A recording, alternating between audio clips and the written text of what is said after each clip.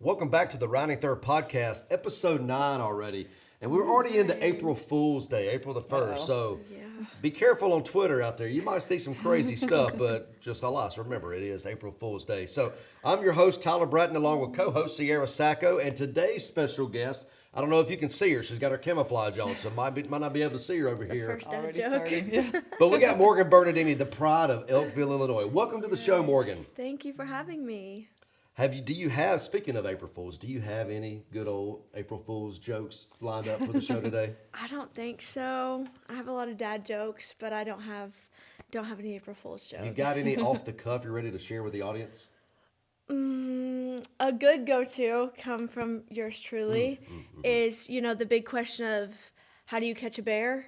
And you got to trap them. That's it. You got to trap them. That's always a go-to. Yeah. Get them with those traps. Yeah. Speaking of traps, I won't even go there. Anywho, on to the next segment. Big week this past week. Finished up the last non-conference game of the year. UT Martin came to town Wednesday. A team that was coming off of a really good weekend the weekend before they swept. They were 19-13 on the year, had won a lot of games as of late, so kind of coming in on a little bit of a high. But Peja Gold threw extremely well that game. 28th no-hitter, school history, a 7-inning no-hitter. And I always feel like the 7-inning no-hitter mean a little bit more. It's tougher to get 21 outs, obviously, than it is to get 15 outs, But a 7-inning no-hitter, 7 up the ball game. We got the bats going early. Keys, little switcheroo to the leadoff spot there. Led off with a 9-pitch at-bat, got on base. Styles drove her to second base, got her in scoring position, then Noddy with a double, and we never really looked back from there. So got on the board early against UT Martin. Peja settled in, struck out a bunch of people because it's what Peja does. Why not? Yeah. Why not? And anyway, 28th no-hitter, the second one this year. The 8th time in school history we've had multiple no-hitters in the same season. So did those almost in back-to-back midweeks. So just a week or two before is when Layla Amon got hers, and she was one batter away from a perfect game. Yep. So really, really good things to see out of the pitching staff. They've kind of really been one of our huge strengths all year. And you saw that again in the midweek against UT Martin. So no more midweeks. As a senior, no more midweeks for you. That was the last one. And we kind of do that by design. We alluded to this some last week on the show. Coach Ricketts likes to beef those up early in the year to when we get in the SEC play, you're kind of getting primed and ready for those SEC opponents. It just means more time, more practice, all the things for the SEC opponents. And we have another big challenge this weekend with going to Florida. We'll head out on the charter jet tomorrow afternoon, get down to Florida, practice there Thursday night, and then roll into a 3-game series on Easter weekend in the great state of Florida. So looking forward to that. Kind of going into this past weekend, really a back and forth game, really strong pitching staffs. You look at team ERAs, we're one of the top 2. I think us and Tennessee maybe are tied for the ERA leader in SEC play only. So conference games only, I believe we're tied at the top. And number 3 is South Carolina. So a team that's, maybe not has a lot of the notoriety from the pitching staff this year, but ERA-wise, a very, very strong foe, and you kind of saw some of that in Game 1 Saturday night. 0-0 into the 6th. They were able to kind of get a single to go through the right side to score 2, and that was kind of the difference in the game on that first game in Game 1 of the series. But that kind of got us back into Sunday, Sunday Game 2, a weird Game 2, 6 o'clock start, kind of an unusual timing of that. But SEC Network with the Monday night series, one team gets that every weekend. So I had a chance to come in and get rolling again. Really got our knockout punch there in the 6th as well. A ball that you put in play, Supin with some aggressive base running, kind of getting to third on that. And she was able to kind of distract the shortstop some to take a little bit of the timing off of the throw where she rushed the throw, kind of missed arm side there to the first baseman, and we were able to get on the board early. And then Kenley Keller, a freshman that's really been key in some spots for us this year, both defensively and in the batter's box as well. Huge go-ahead RBI, not a go-ahead, an insurance run adding RBI there to put us up 2-0 in the 6th. To go back into Peja, getting the win, complete game, shutout to go on top of that. In lieu of her being SEC Pitcher of the Week, D1 Softball Player of the Week from a pitcher standpoint there too. And then, of course, she came in the starter last night in the Monday night game, 2 nights ago now, the Monday night game, came back into the game to get the save. So kind of a unique movement around there with the lineup card. Got the start. Came out for a couple innings, came back in and got the save, and then had her 3rd save of the year, too, in a big series-clinching win at the friendly confines of News Park. So definitely needed to get that series win over the South Carolina Gamecocks and keep us rolling as we go into the latter half of the year now, the last 4 or 5 SEC weekends. So Moby, kind of tell us a little bit about this weekend, the unique schedule, Saturday, Sunday, Monday. Somebody that's been a part of the program now for 4 years. Kind of tell us a little bit about this weekend, the Monday night game, all that kind of stuff. What does that mean to you as a player, kind of knowing that, hey, the only one game in the country on Monday night, and you got potentially 93 million households tuning in to the SEC network and restaurants all across the country got the game going on. Kind of what does that mean for you, somebody that's been through the program for 4 years now, kind of getting that to be able to host a Monday night SEC network game? Yeah, it's definitely excited just to be able to that we're on that platform, right? That like just college sports is at that level and women's college sports is there too. So it's always excited. It's always funny when Ricketts is mic'd up. We get to give her little jokes and stuff. But yeah, I'm glad that we took the moment in and I felt like we really attacked it. Like you talked about that. Sunday pregame is wanting the moment, and I think it's just also important of attacking it. So I think that's what we did. I know we fell off on Saturday. Obviously, we didn't like that outcome, and we could have just kept rolling with it. But I feel like we put our foot down and really made the changes we need to. Yeah, I agree. And kind of leading into the next point here, what would you say the strength is from a focus standpoint when things aren't necessarily going your way? We were getting a lot of hits. We were scattering a lot of hits. We were getting runners on via the walk, HBP, all that kind of stuff. Just couldn't get that timely hit until the sixth inning of game 2. Kind of tell us a little bit about the mindset with you and some of the hitters on deck as you're going in. Coach Ricketts does a great job of talking to you guys as you're getting ready to be on deck and that sort of thing. But how do you keep the positive mentality going when you're you need just one timely hit to be able to blow the game wide open? Yeah, I think it's just knowing the game and knowing that you can dictate how it's played out and how the momentum is. We know one swing can change a whole game. Right. Kiara Sells can be up to bat and she's going to change the whole game. That's a no doubter. But I think it's just keeping the focus on us. I think a lot of the times we kind of overanalyze in a way, and we kind of not so much give them too much credit because they deserve it, but also not giving ourselves enough credit. So as hitters, I think we kind of go in a little bit defensive in a way. So it's just having the mindset of knowing that we are going to win this pitch. We're going to win this at bat every single time.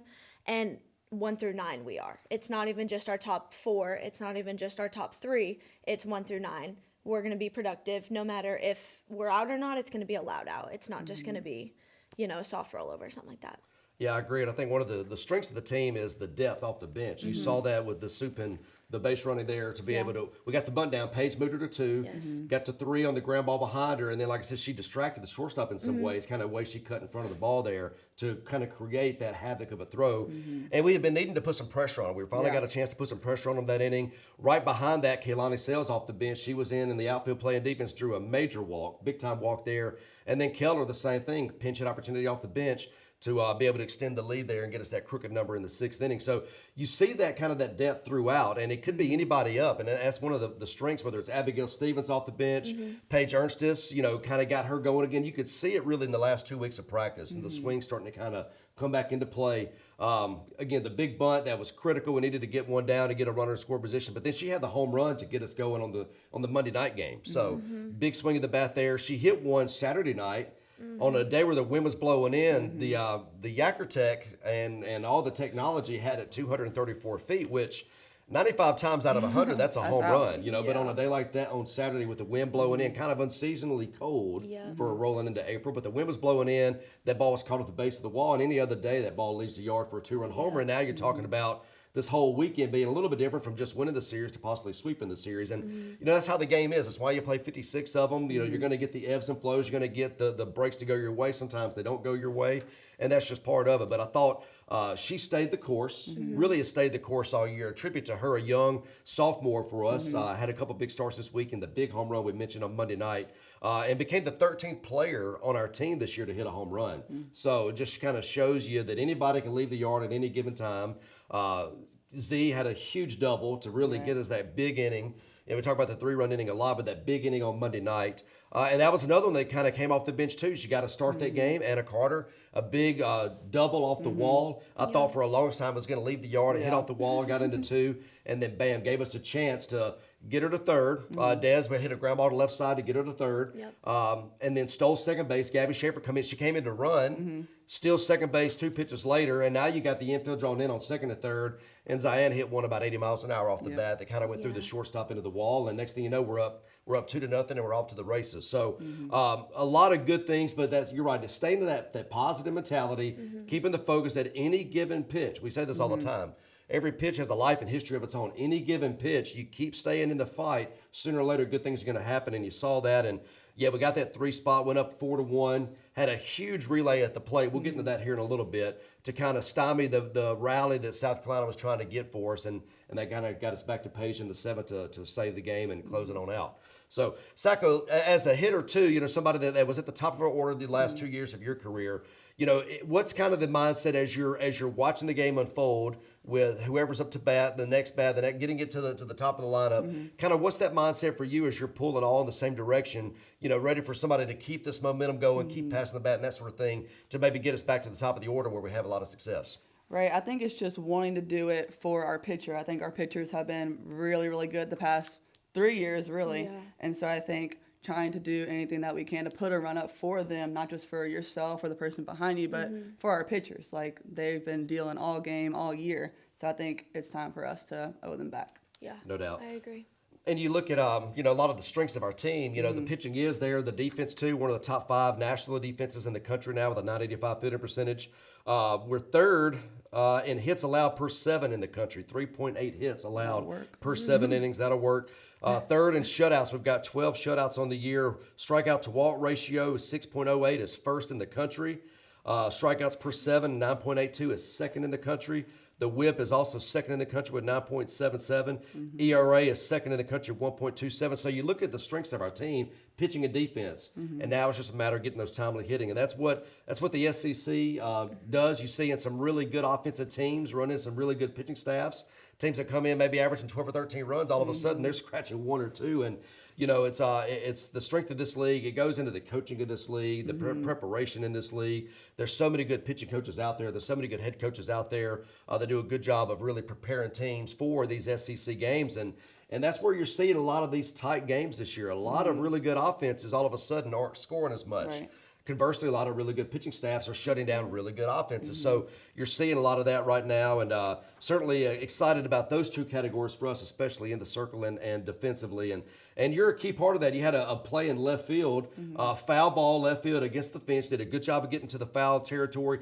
And you, of all people, know exactly how left field plays at Deuce Park. We kind of got that weird swirling wind that comes off of the hitting facility there. But, I say that all the time. You play in these non-conference tournaments at our field, and left fielders will sprint to the bullpen only for the ball to kind of come back almost fair, and they overrun it. But that's something that you've done a tremendous job of. Tell us a little bit about the friendly confines at Deuce Park and some things that you've kind of learned with how our field plays. Yeah, like you said, left field, anything. For me, my rule of thumb is if it's anywhere a little over, it's coming back, no matter where the wind's blowing or anything like that. From day one, beat it to the wall, so you can always come off. And just knowing how our field plays, right? We have a really good outfield. We never have any bad hops. We never have those issues. So, we're free to make our run through balls. Like, we have all the confidence in that because not only do we work on it, but we know that our field is top notch, so we don't have those issues. And it's just playing off the wall. It's kind of secondhand nature to me now. Like, it's just, I've taken a million reps off of it, so it's just kind of right there for me. Right. Shout out Peyton and our ground. Yes. Yeah, those guys do a We tremendous love job them. with all that. No and doubt. then T-Rat's Fungo, I know whenever y'all do fly ball com, he goes, oh yeah, and it goes, Ricketts. drifting right back. Ricketts Fungo. is probably even worse because she's a lefty. So I'm drop stepping one way and it's coming the other. So then I have to, make a little switch. But we live and we learn. Finally, we've learned. I will say the outfield play is something we take a lot of pride in. Infield play we take a lot of pride in. We do a lot of team defensive stuff together. The full field in and out. is something we've really put an emphasis on the last 2 years, but even more so this year by adding the stopwatch to it. Yeah. So it's one thing to just do the full field. That a lot of teams do pregame. Most teams do lines, but some teams still do full field. But we do it a lot on a Tuesday, Wednesday, Thursday, getting in preparation for the weekend.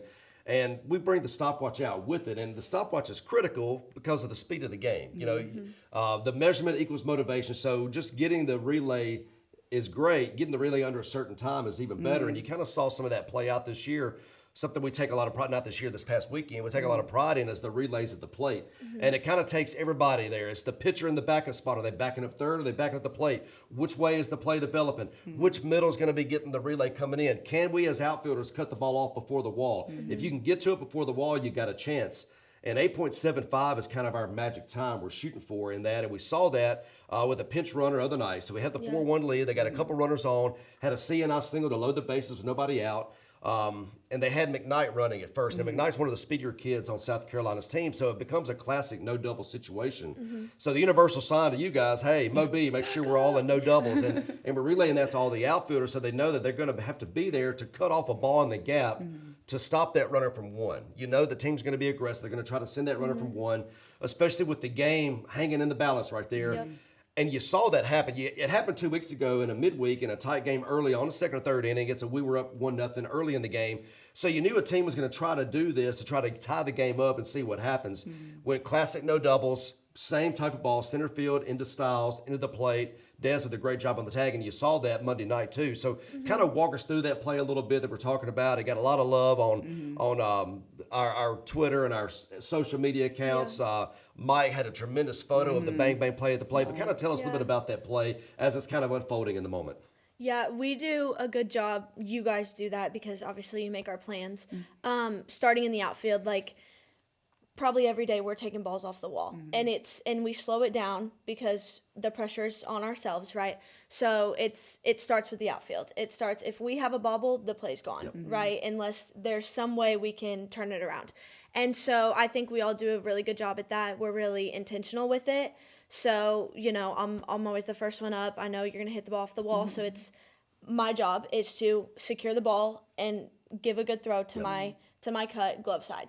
That's my job. So as long as I do my job, Mo Styles, whoever's is there is going to do their job, and then we're going to play it, right? So I think it's just being intentional about it at practice, working on it on a Tuesday, Wednesday during the week because we know it's going to come around on a weekend and we're going to get it. And I think us seeing it in action live in a game helps us even more because we know in practice it's paying off, right? It's so much easier and it feels so much better when you know you've been working on it so much and then it pays off in a game.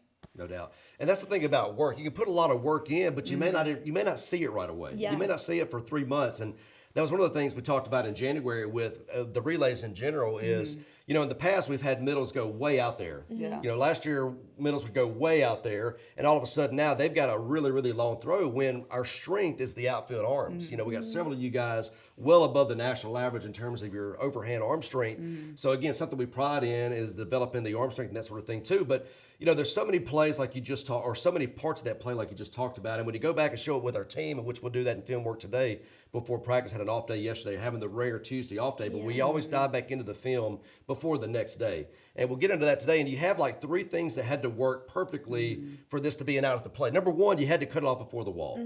So Lonnie could have played it safely and played it off the fence, got the one hop, fielded, set her feet, hit the cut, but she didn't. She gambled to make the backhand to cut it off before the wall. She gets this on the track that saves 2 steps by the batter runner. Now it's the transition. Can you get it in and out of your glove, in and out of your hand in under 1 second? Field it out of the hand under 1 second to the shortstop's glove side. This is the part 2 of this. You got to get it to her glove side. Styles is fielding this just off the dirt. So we want the one long throw to make for a shorter second throw, which is exactly what you had here. Styles is able to gather herself, move her feet, turn her body pre-catch glove side to then be able to get in and out of the glove again under a second to a taggable play to Dez. And this is where Dez is elite at this. Maybe the best catcher I've seen in several years in Mississippi State be able to handle these tag plays at the plate. Yeah. Dez is elite. Let the ball travel. A quick tag. Looking like Javi Baez there at the plate, which is not easy to do when you got bang, bang play coming in. And you see all this go, and you see the third base coach of South Carolina. He's sending them right away. And most third base coaches would. Even though there's not 2 outs, most of them would send you right away because they're relying on 2 long throws to make the play. And that the third was the catch tag by Dez. And so again, knowing the runner's got to come to her, the catch tag, putting it down, selling the ball to the umpire, and that was the game in the sixth inning. And again, we talk about this in the SEC, how razor sharp, how razor thin these margins are in the SEC. That wins you a ball game. Yeah. You know, sometimes you can win a ball game in the first, sometimes you win a ball game in the seventh, sometimes you win it in the sixth, and it's not even what you did offensively.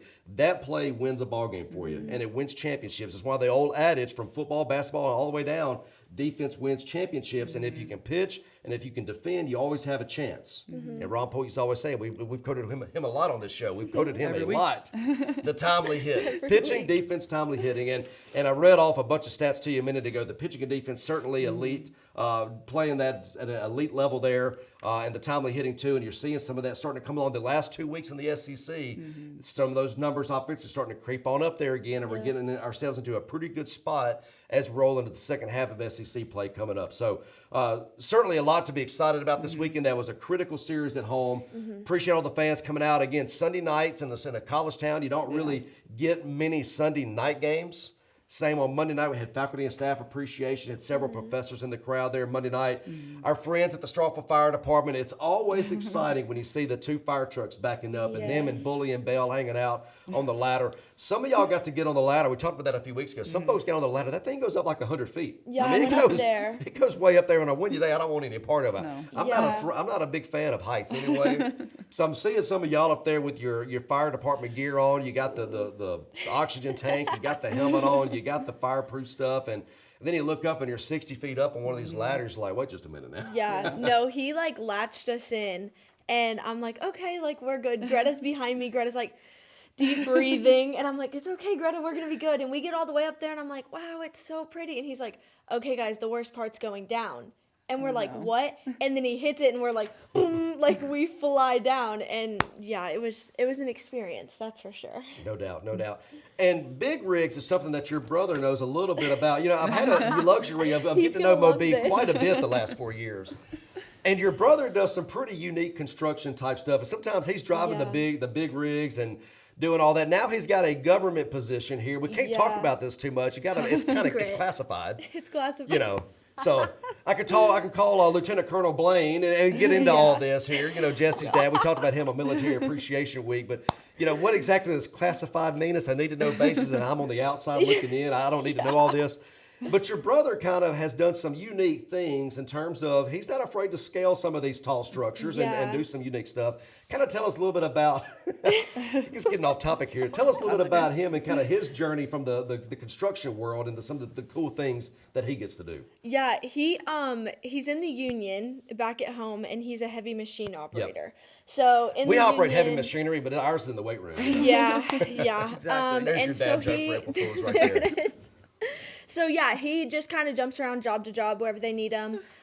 You know, our family group chat gets blown up. Some days he's like paving roads. Other days he's, you know, at some top secret classified mission running cranes. Yeah. You know, so he's 8 stories up on a crane. You can never pay me enough to do that. Yeah, so it's really cool. He's been able to do a lot. He's worked on some rivers. He's like worked on dams, like when they've like made those. So it's crazy. Everywhere. Could never be me. I'm just going to be in a classroom teaching kids. Exactly. But yeah, he's done that probably since high school.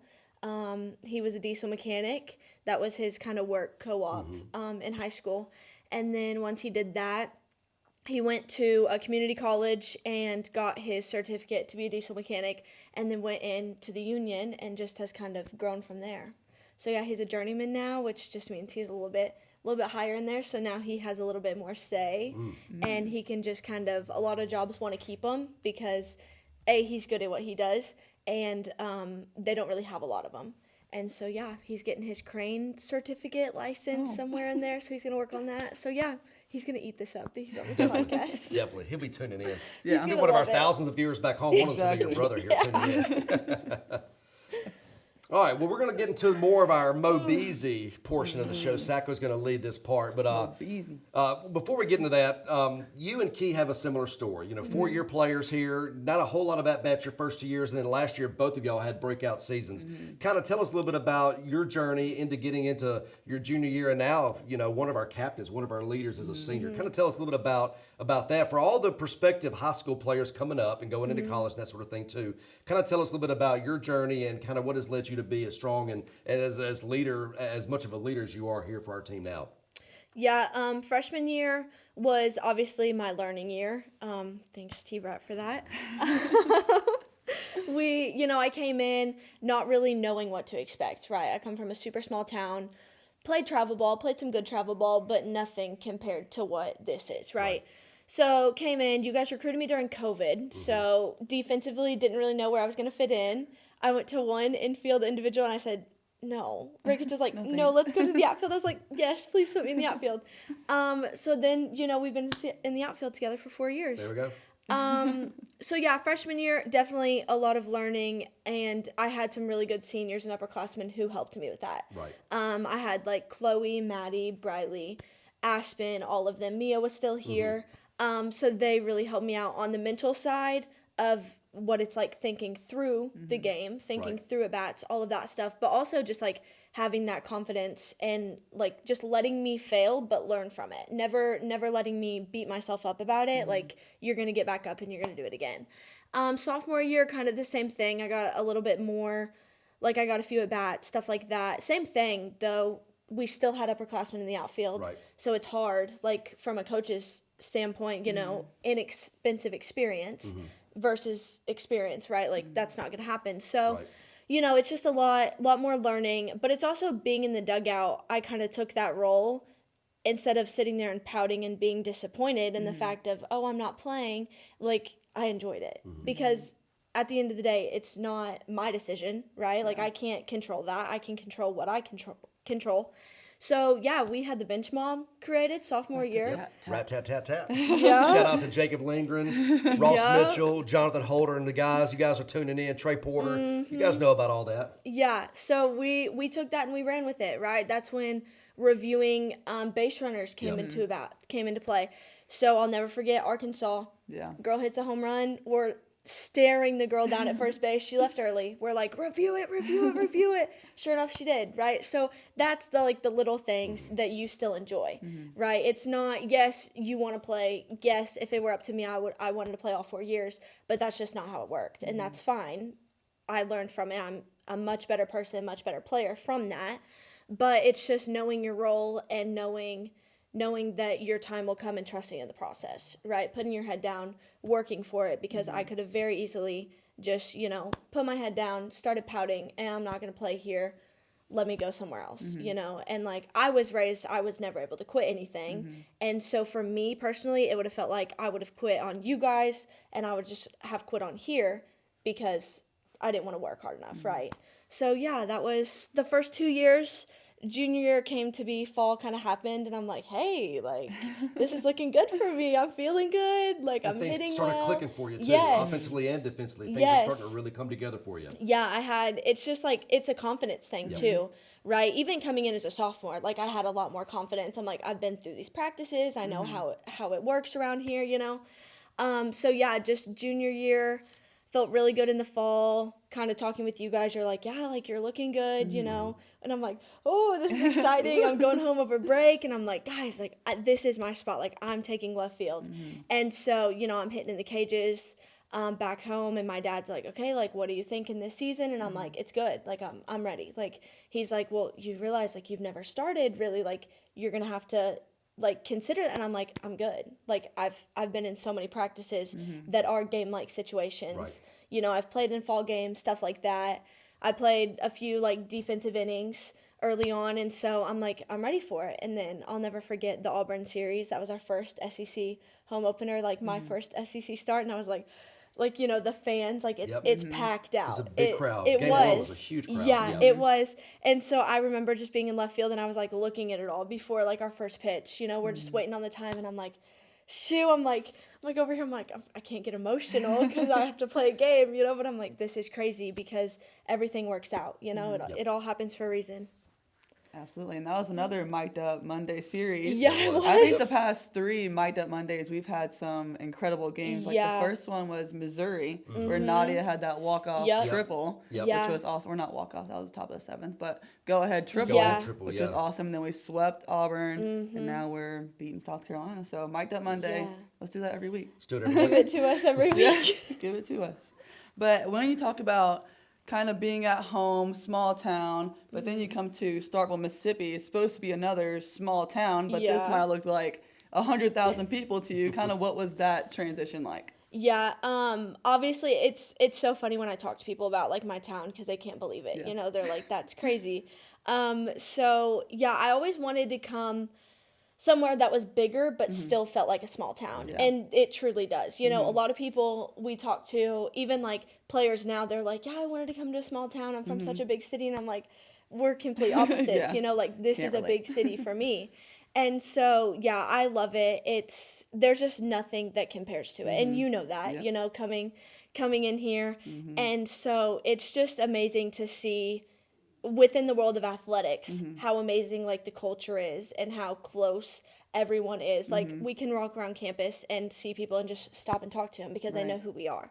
Right. Absolutely. And it's also just like the town itself. The people are so nice. That was one thing my parents, like when we're out for breakfast, we always go to Starkville Cafe.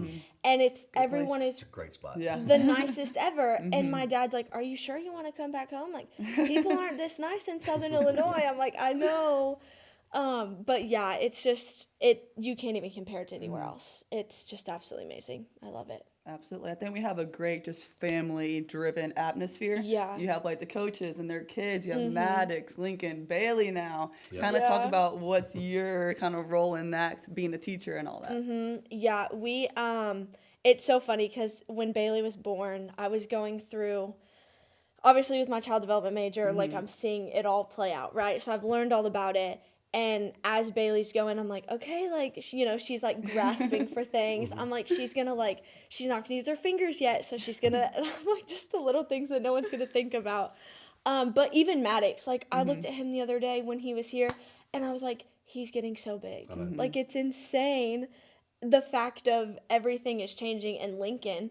I'm doing my internship at his school. So I see him. It's so precious. Like I'll walk in and I'll check in on him. And he's like, hey. And I'm like, hey, Lincoln, like, how are you doing? And he's like, good. And he'll look at his friends. He's like, this is one of my girls.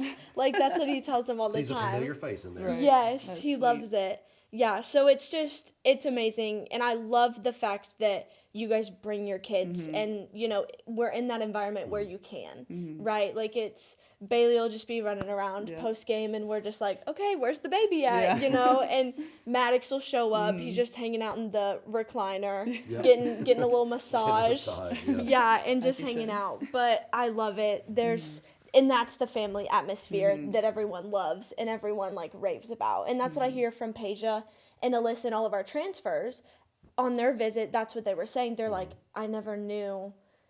They were like, I really didn't know if it was too good to be true. Right. Of like, on their visit when they're seeing everyone and they're seeing all the kids and they're like, is this actually like your everyday life? And I'm like, yeah, guys, it's Yes. great, isn't it? Like, it's amazing.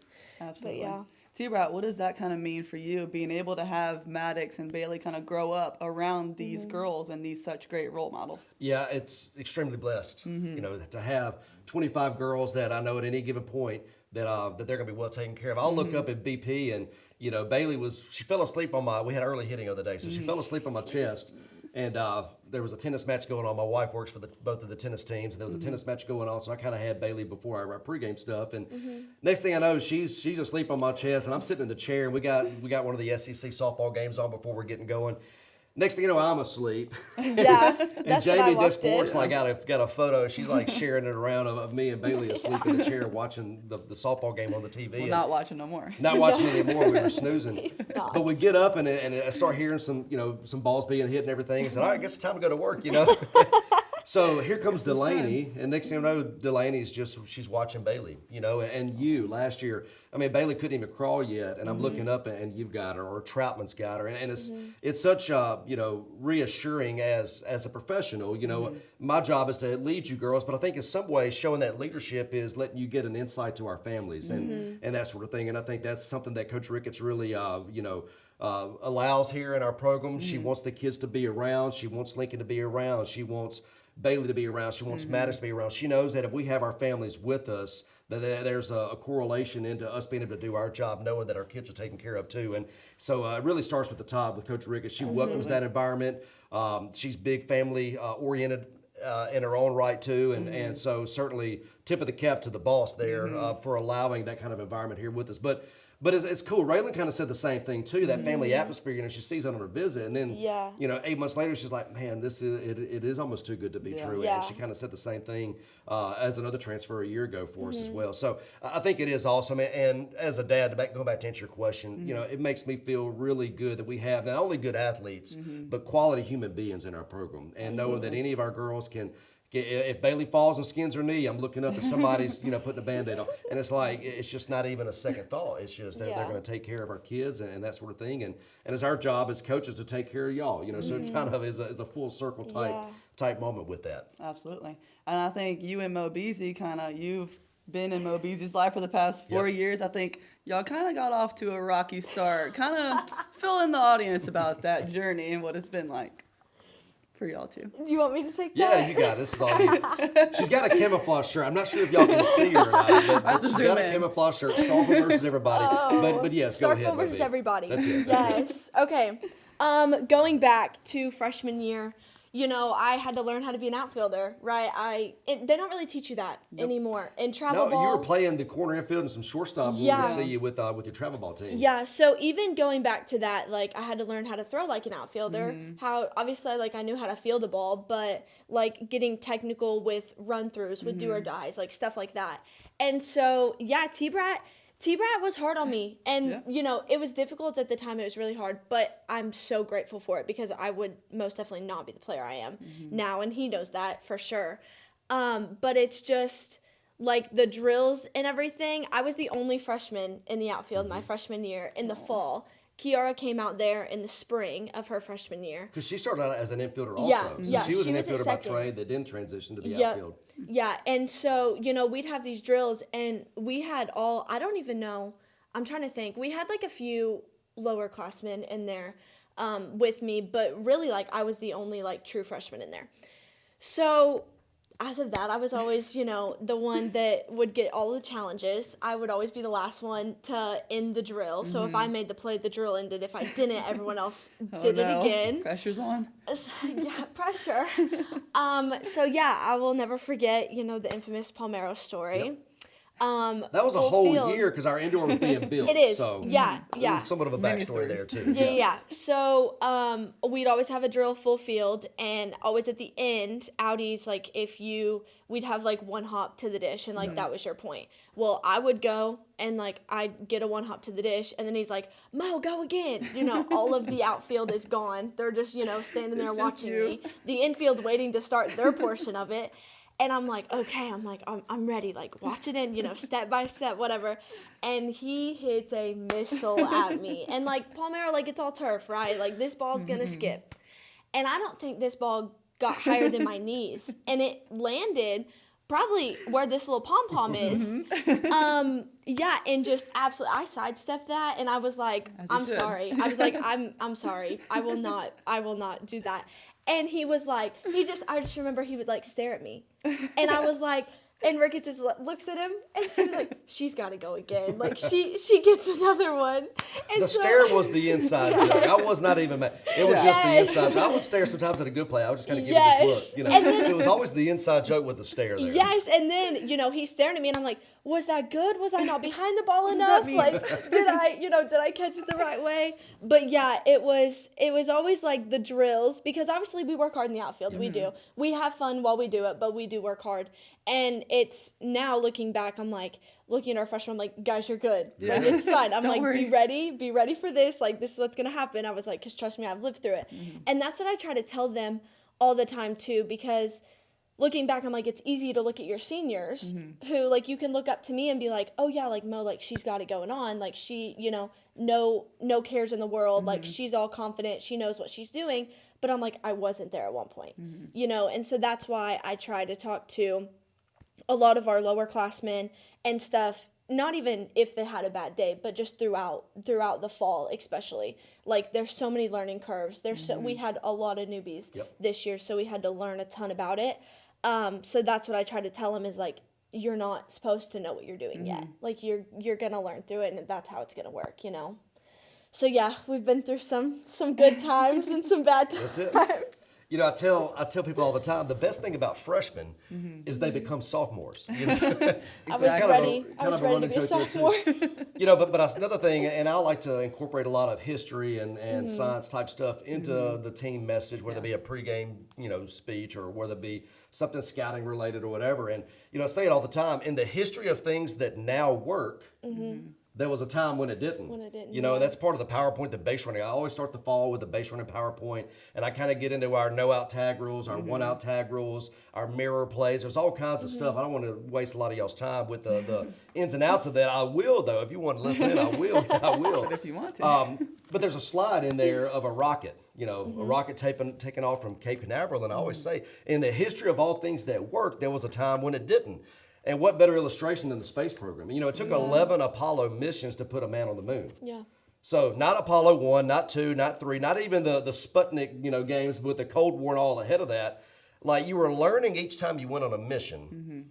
At one time, John Glenn orbited the moon, but and every time you got a little bit more knowledge and a little bit more knowledge. And Apollo 7 didn't work, but you learned. Apollo 8, this didn't work, but you learned. Apollo 9, we got a little bit closer. Apollo 10 into 11, you finally had it all figured out. So in the history of all things that worked, there was a time when it didn't. And the same defensively, the same offensively, the same with all that. There was a time when 65 miles an hour was blowing it by you. It's in the mid before you swing the bat. Yeah. And then you figure out how to foul it off. And then you figure out how to put it in play to the backside. And then you figure out how to get the barrel out in front and drive it. And it's no different than in life, too. I mean, the history of things that now work, there was a time when it didn't. And, you're a case in point with that. From the fall to, we had this little journey around the state of Mississippi because they're building our indoors. We're journeying around. And you're learning in this spot, you need to do this. In this spot, you need to be here. In this spot, you need to make sure that we're laying out. In this spot, maybe you're not. Yep. And you saw that your junior year, big game in the Rhodes House, going for the series victory in Alabama. First time we'd done that since like 2001, something like that. And you made a huge dive and play on a ball down the line. And it was a big time play. It got us out of a jam. They had a couple runners on. And you're like, there it is. The hard work from your freshman year paying off right there in a moment with the game on the line. We got to make this play. You made a big time diving catch that was huge, and it set us up to take the lead and go on to win that series in Tuscaloosa. So a lot of excitement. Super proud of you and the growth you've had from day one to where you are now. And you're welcome. You're welcome anytime. Bailey, it makes me happy when I see the way you interact with Bailey and Maddox too. And I tell your parents this a lot. I tell your parents, I said, if my daughter grows up to be like you, I'll be a proud dad. Aww. And your mom and dad always tell me, well, you didn't know her as a kid. Yeah. Well, hold on. And I'm like, I don't know. I think she's a pretty good kid. That's always the story. And you had your principal here this weekend. Yes, so I did. Staff appreciation, not only for our Mississippi State professors, but you had some folks that were influential in your life growing up in the great town of Elkville, Illinois, where there's no elk, but there are some deer. But you had them in there, and I got to meet them post-game on Monday night, and you're kind of giving them a tour of our indoor facility and all that. And I told them the same thing I tell you and your parents all the time is, if Bailey comes up to be just like you, I'm going to be a happy dad. And then I say what your mom and dad always say, well, you didn't know her as a kid.